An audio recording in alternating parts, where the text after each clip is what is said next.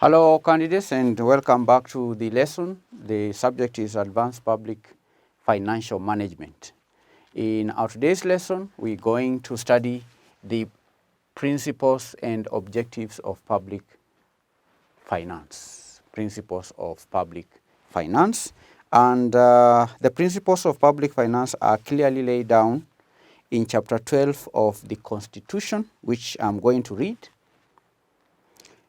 Article 201 of chapter 12 reads, "The following principles shall guide all aspects of public finance in the Republic." The first principle is openness and accountability. It reads, "There shall be openness and accountability." So there are two things we are studying in today's lesson, principles and objectives. We begin with the principles. One is openness. There shall be openness and accountability. Openness and accountability, including public participation in financial matters. There shall be openness and accountability, including public participation in financial matters.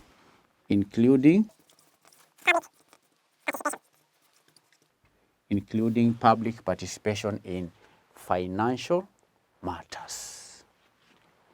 Then the Constitution goes on to read that the public finance system shall promote equitable society, and in particular, the burden of taxation shall be shared fairly, revenue raised nationally shall be shared equitably among national and county governments, and 3, expenditure shall promote the equitable development of the county, including by making special provision for marginalized groups.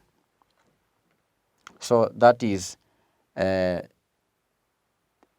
equitable society. The public finance system shall promote an equitable society. The public finance system shall promote equitable society. Shall promote equitable society. And the Constitution goes ahead to state how the society can, how that happens. The public financial system shall promote an equitable society. It goes on to say, 1, the burden of taxation shall be shared fairly. That is a principle, explaining how an equitable society is made possible. It's possible to have an equitable society where the burden of taxation is shared fairly. That means everyone should be taxed fairly. There should be no people being taxed, others are not being taxed. All right? There has to be equity. It goes on to say that revenue raised nationally shall be shared equitably among national and county governments. The revenue that is collected from the citizens should be shared equitably between the national government and the county governments. Equitable society. C, the burdens and benefits of the use of resources and public borrowing shall be shared equitably between the present and future generations. Burdens and benefits. So there are two things here. Burdens and benefits. Burdens and benefits of the use of resources and public borrowing shall be shared equitably. Benefits of the use of resources and public borrowing of the use of resources and public borrowing shall be shared equitably between the current and future generations. So, candidates, resources, these are two things here, resources and borrowing. Public resources and borrowing. These public resources and borrowing come at a cost. All right? There are burdens and benefits of use of resources. There are burdens of use of resources, which is a cost. Then there are benefits of use of resources. There are also burdens of borrowing. There are benefits of borrowing.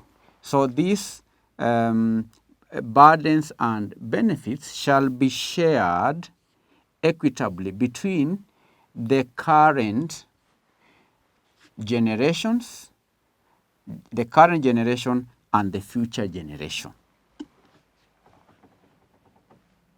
There are those of us who are alive today, and in the course of making use of the resources, we need to take into account the future generations. We should not exhaust resources to the detriment of those who are yet to be born.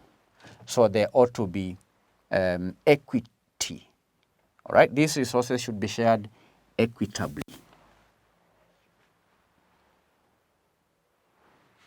Between the current generation and the future generation. That is a principle on public finance when making use of resources. And these are the resources that we have and the resources that we borrow. So the resources that we borrow, we should not use them. Then when it comes to paying, the future generation to pay, we should not borrow now. If we borrow now, we should also share the cost of borrowing now.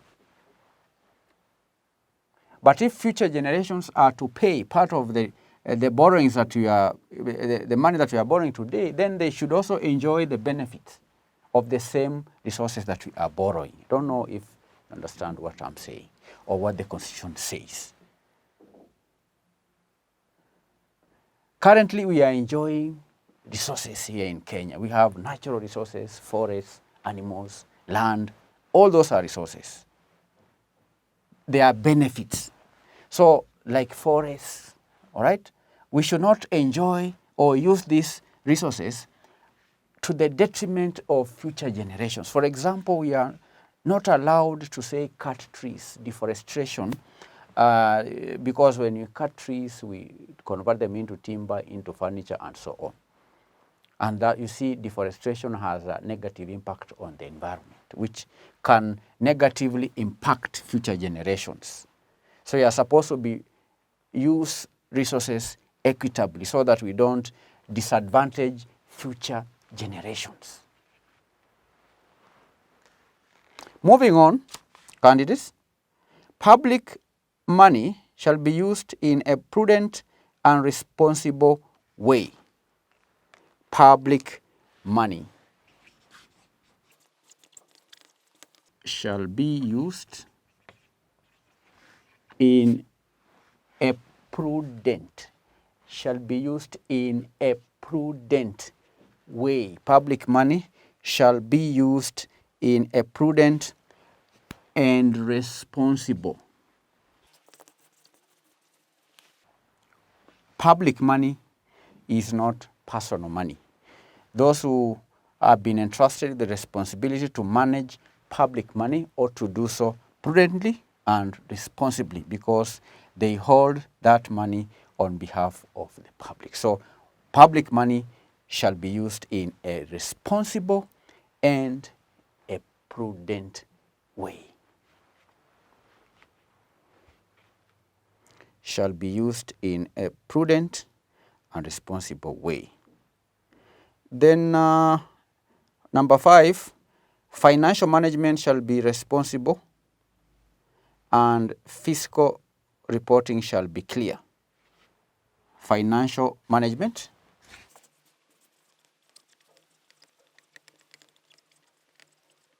Financial management shall be responsible and fiscal reporting shall be clear. And fiscal reporting shall be clear. Financial management shall be responsible and fiscal reporting shall be clear.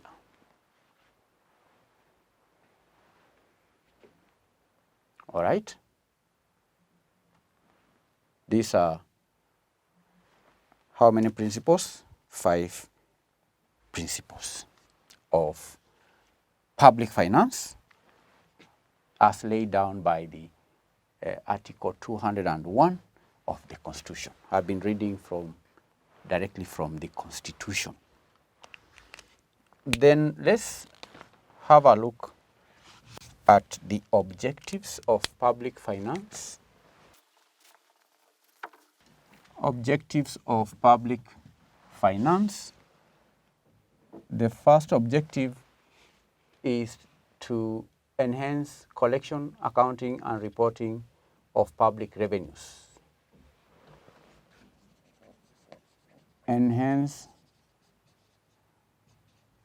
the collecting of revenues, accounting, and reporting of public revenue. The first objective of public financial management is to enhance collecting, accounting, and reporting of public revenue in the national and county governments in line with the macroeconomic fiscal policies. B, ensure what we call participatory, effective, and equitable allocation of public funds in line with the national and county government priorities to ensure participatory, effective, equitable allocation. Ensure, I repeat, participatory,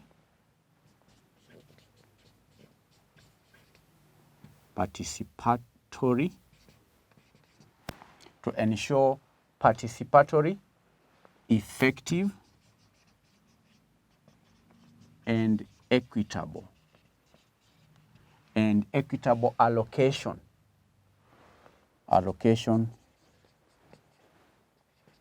of public resources. There ought to be public participation. The allocation of resources should be effective and also equitable. These are the national and county government priorities in line with the national and county government priorities. 3 is to ensure efficient and effective budget utilization. Ensure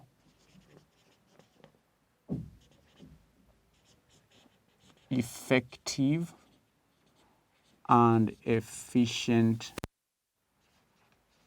budget utilization. To ensure effective and efficient budget utilization, also accurate and timely accounting and reporting, as well as effective scrutiny and review of expenditure of public resources. To ensure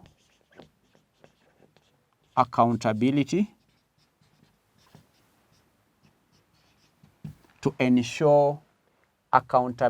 of public resources,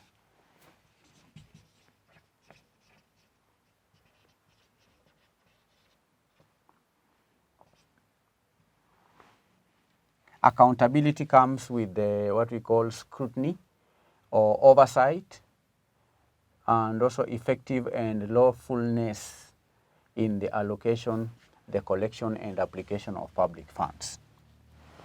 And these candidates we covered in the lower level, public finance, when we looked at the budget making process at the county government, budget making process at the national government. We looked at the role that the Commission on Revenue Allocation plays in the budget making process. We studied the role of the Cabinet Secretary of the National Treasury, the role that he plays in the budget making process. We studied the role of the intergovernmental budgetary and economic council that is headed by the Deputy President. We saw the role that it plays in financial management. We studied the role of the controller of budget, which includes ensuring that there is proper implementation of the budget. All those parties are part of the public financial system. They play a major role in the public financial management. These are bodies, parties, institutions that have been established and in the Public Finance Management Act to ensure that there is accountability of public resources, to ensure that there is proper budget utilization, there is accurate and timely accounting. We studied in the budget making process where the parties, the public entities are required to adhere to strict timelines in the process of preparing the budget. So the objective of public finance is to ensure accountability of public resources, to ensure oversight, effectiveness, and also lawfulness in the collection and application of public funds. Before funds are allocated, before funds are withdrawn from the consolidated fund, there are procedures that have been laid down by the public finance management on who should authorize and who should approve and so on. Do you understand? E, we are studying the objectives of public finance. E is to ensure or to establish and implement a framework for fiscal decentralization and to facilitate timely disbursements and efficient delivery of services in a transparent and accountable manner. To do what? To establish and implement. Establish and implement a framework. All right? To establish and implement a framework for fiscal decentralization. Decentralization. And the purpose for establishing and implementing a framework for fiscal decentralization is to facilitate timely disbursements and efficient delivery of services in a transparent and accountable manner.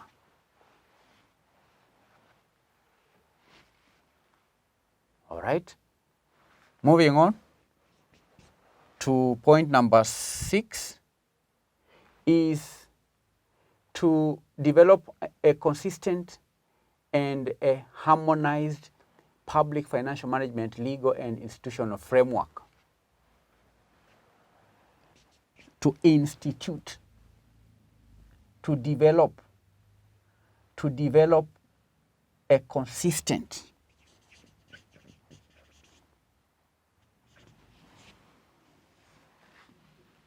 consistent and harmonized. To develop a consistent and harmonized public financial management legal system or framework.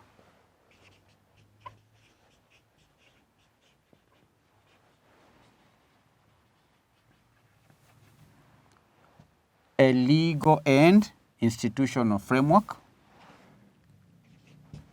Another objective of public finance management is to automate and integrate public finance management systems which facilitate efficient and effective execution of all financial management processes, which would eliminate risks and also enhance security and financial controls in all service areas, including interconnectivity of count units.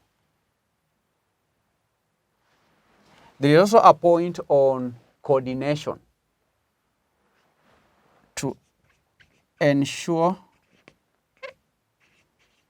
effective coordination, effective and efficient coordination. This is very important. To ensure efficient and effective coordination, planning, monitoring,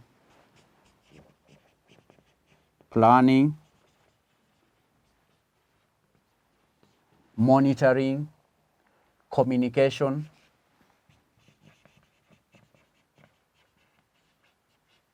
and also implementation of public finance management activities.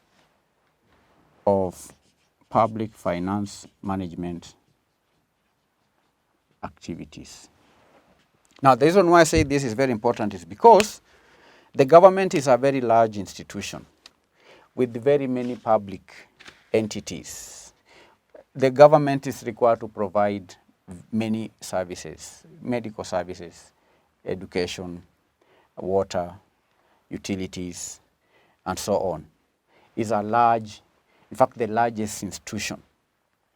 And these institutions ought to work to achieve common goals. That is service delivery to the citizens.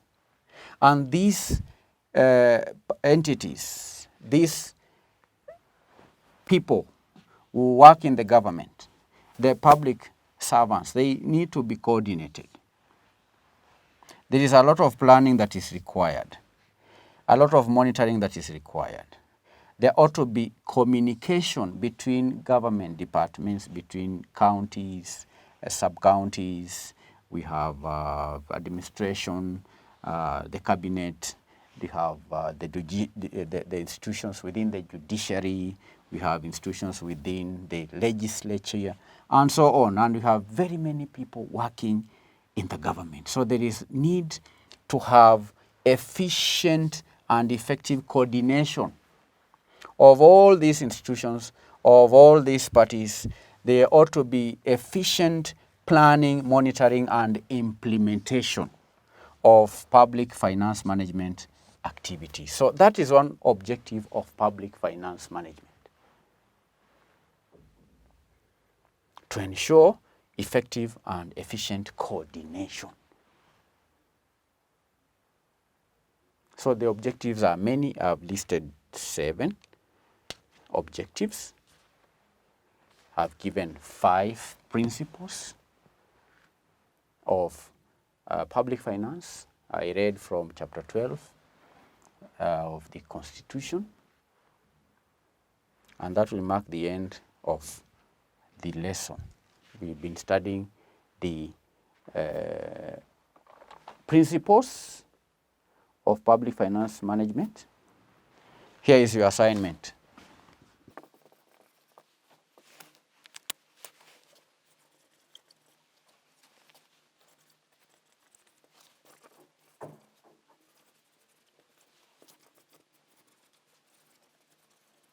summarize 5 principles and 7 objectives of public finance management. Thank you.